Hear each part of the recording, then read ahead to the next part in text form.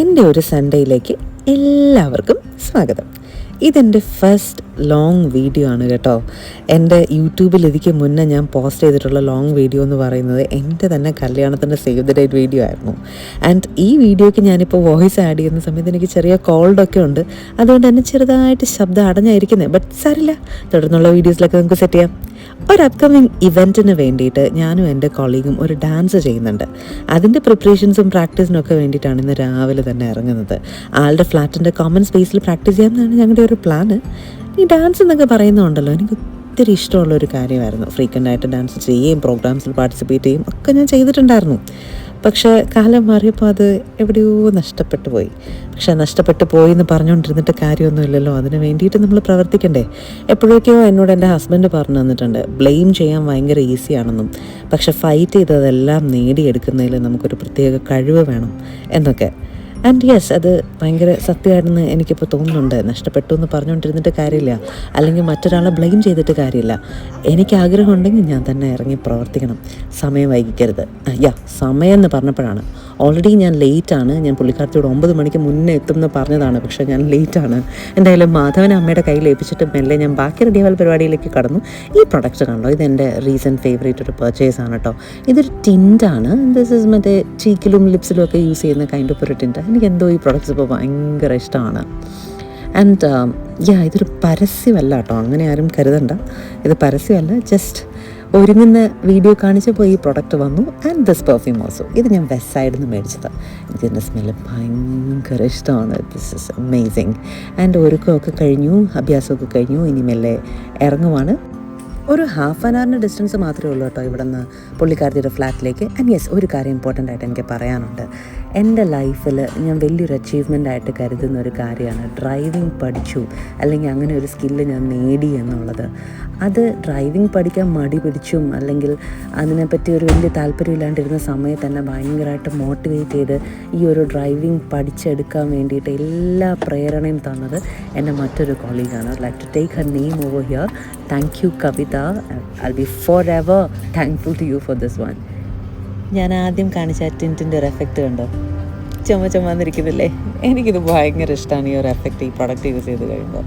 And C, ഇന്ന് ഞാൻ ഒരാളെ പരിചയപ്പെട്ടു. ഓമിക്കുട്ടൻ്റെ ഫോട്ടോ മാത്രമേ ഞാൻ കണ്ടിട്ടുള്ളൂ. ഓമിക്കുട്ടനെ ഞാൻ നേരിട്ട് ഇന്നാണ് കാണുന്നത്. ആൻഡ് ഓമിക്കുട്ടൻ്റെ അമ്മയാണ് എൻ്റെ ഡാൻസ് പാർട്ട്ണർ. ഞങ്ങൾ 2 അമ്മമാരും കൂടി 5 മിനിറ്റ് ഡാൻസ് പ്രാക്ടീസ് ചെയ്തു, 500 തെറ്റും. ആൻഡ് എനിക്കറിയത്തില്ല, പക്ഷേ എങ്ങനെയും ഞങ്ങൾ പഠിച്ച് സെറ്റ് ചെയ്ത് തട്ടി കയറിയിരിക്കുന്നത് എനിക്ക് ഉറപ്പാണ്. ഡാൻസ് കളിച്ച് ക്ഷീണിച്ചോടുകൂടി നല്ല വിശപ്പ്, നേരെ വിട്ടു അൽത്താസയിലേക്ക്. അൽത്താസയിലെ ഷവർമ ഇപ്പം എൻ്റെ ഒരു വീക്ക്നെസ്സായി മാറിക്കൊണ്ടിരിക്കുവാണ്.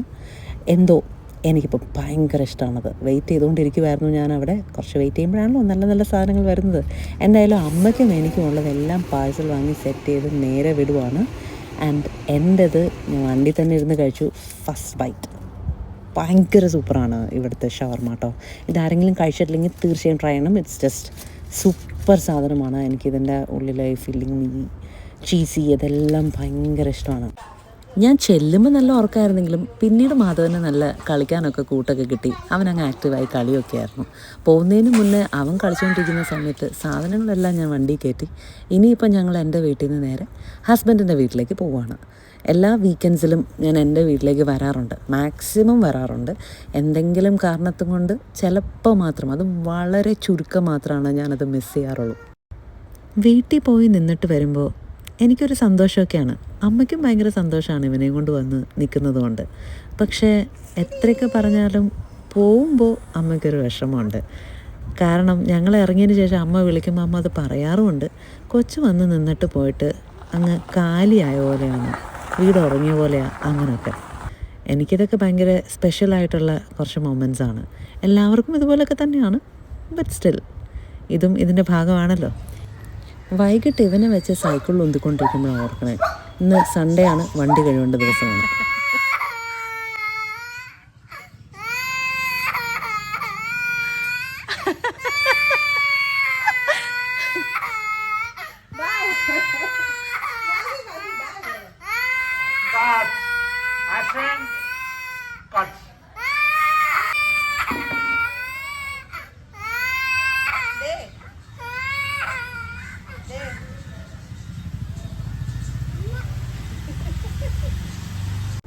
ഇപ്പം നടത്തിയ കരച്ചിൽ നാടകം ഈ സോപ്പ് പതഞ്ഞ വെള്ളം ബക്കറ്റ് കിട്ടാത്തതിനായിരുന്നു. എന്തായാലും അത് കിട്ടിയ സ്ഥിതിക്ക് കരച്ചിൽ നാടകം കഴിഞ്ഞിട്ടുണ്ട്.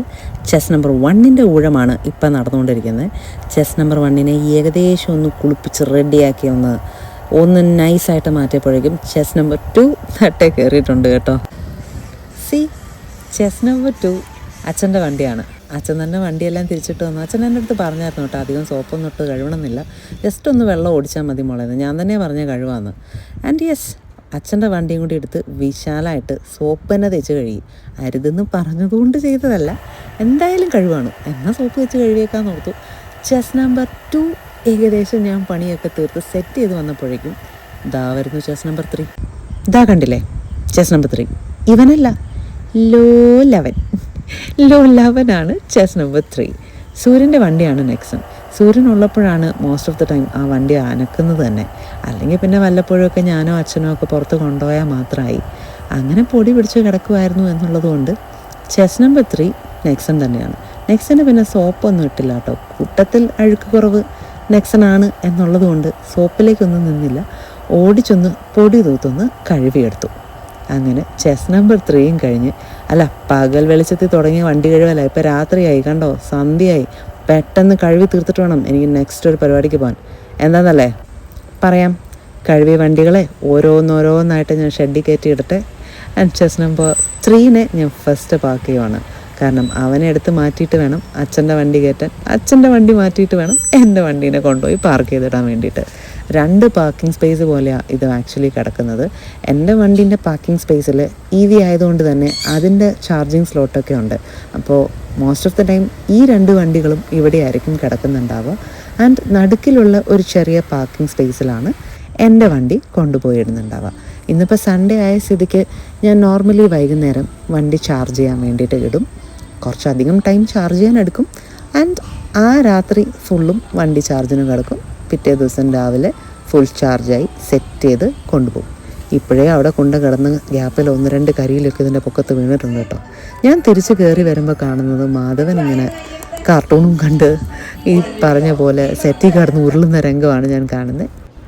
പെട്ടെന്ന് കുളി പാസ്സാക്കി നേരെ ടിവിയുടെ മുന്നിലേക്ക് ഓടി. ബിക്കോസ് ഇന്ന് ബിഗ് ബോസിൻ്റെ സീസൺ 7 ഗ്രാൻഡ് ഫിനാലെയാണ്.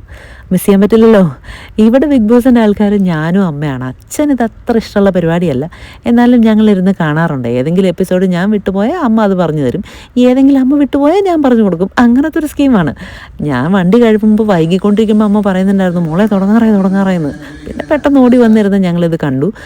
വിന്നറിനെ അനൗൺസ് ചെയ്യണ സമയമായപ്പോഴത്തേക്കും മാധവൻ ഉറങ്ങിയിട്ടുണ്ടായിരുന്നു. അതുകൊണ്ട് വലിയ സീനില്ലാണ്ട് ഞങ്ങൾക്ക് കണ്ടു തീർക്കാൻ പറ്റി. അങ്ങനെ ചെറുതും വലുതുമായ വിശേഷങ്ങളൊക്കെ സംഭവിച്ച് ഇന്നത്തെ ദിവസം അങ്ങനെ തീർന്നു.